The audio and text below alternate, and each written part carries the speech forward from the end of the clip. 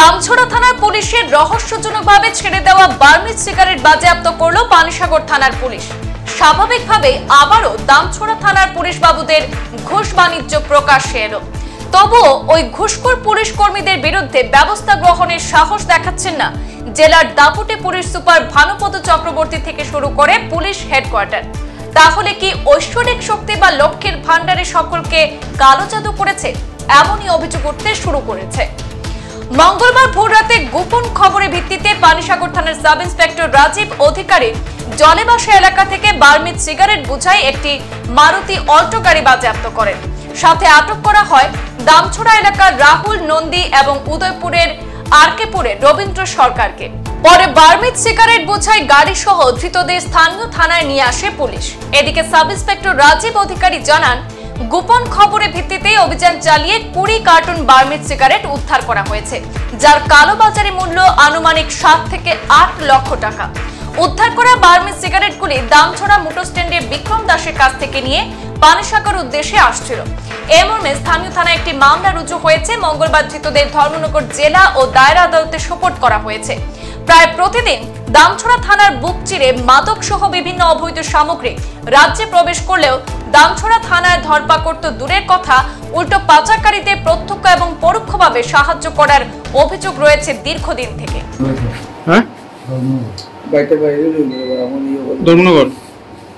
ধর্মনগর কার কাছে তোমরা ধর্মনগর কই লিয়া গেলে না? আচ্ছা, যা কোথায় লইছে মালটি? হ্যাঁ, দামছড়া মোটর স্ট্যান্ড থেকে। কে দিছে তোমরা? নাম কি?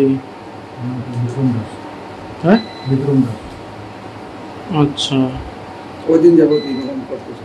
আজকে এনেছি, আমি জানি না, আমি অন্য গাড়ি চালাই, অন্য মানুষের গাড়ি চালাই। মালটা তো কার কাছে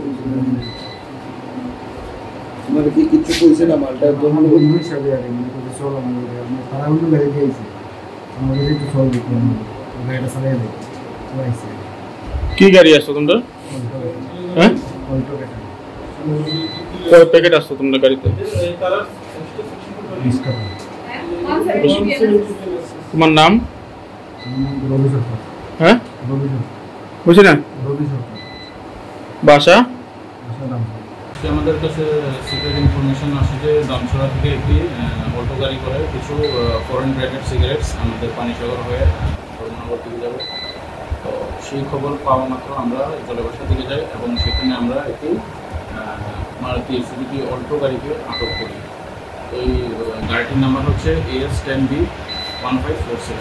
তো গাড়িটি আটক করার পর আমরা গাড়িতে 2 জন পাই, ড্রাইভার সহ আরেকজনকে পাই।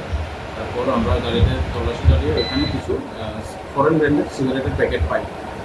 তো তাদেরকে জিজ্ঞাসাবাদ করার জন্য তৎক্ষণাৎ আমরা ঘটনাস্থল থেকে তাদের পানিসাগর থানায় নিয়ে আসি। এরপর পানিসাগর থানায় এসে তাদের জিজ্ঞাসাবাদ করার পর আমরা তাদের কাছে কোনো রসিদ চাইলে এই মালগুলোর ব্যাপারে তারা কোনো আমাদেরকে রসিদ দেখাতে পারেনি। তারপর আমরা গাড়ি থেকে মালগুলো নামাই। তো মালগুলো নামানোর পর আমরা দেখি যে ওইখানে টোটাল 20 কার্টন ফরেন ব্র্যান্ডের সিগারেট আছে। তো যেহেতু তারা কোনো আমাদেরকে বৈধ কাগজপত্র দেখাতে পারেনি, সেগুলো আমরা তাদের সিজ করেছি। স্যার, যে দুজনকে আটক করেছেন তাদের নাম জানতে পেরেছেন কি? যে দুজনকে আমরা আটক করেছি, একজনের নাম হচ্ছে রাহুল নন্দী আর একজনের নাম হচ্ছে রবীন্দ্র সরকার। স্যার, সিগারেটগুলো কোথা থেকে কোথায় নিয়ে যাওয়ার প্ল্যান ছিল? তাদেরকে আমরা জিজ্ঞাসাবাদ করেছি, এখন তারা কিছু বলেনি এই ব্যাপারে। তারা যা বলেছে তাদেরকে তারা নিয়ে আসছিল, এটুকু তারা জানিয়েছে।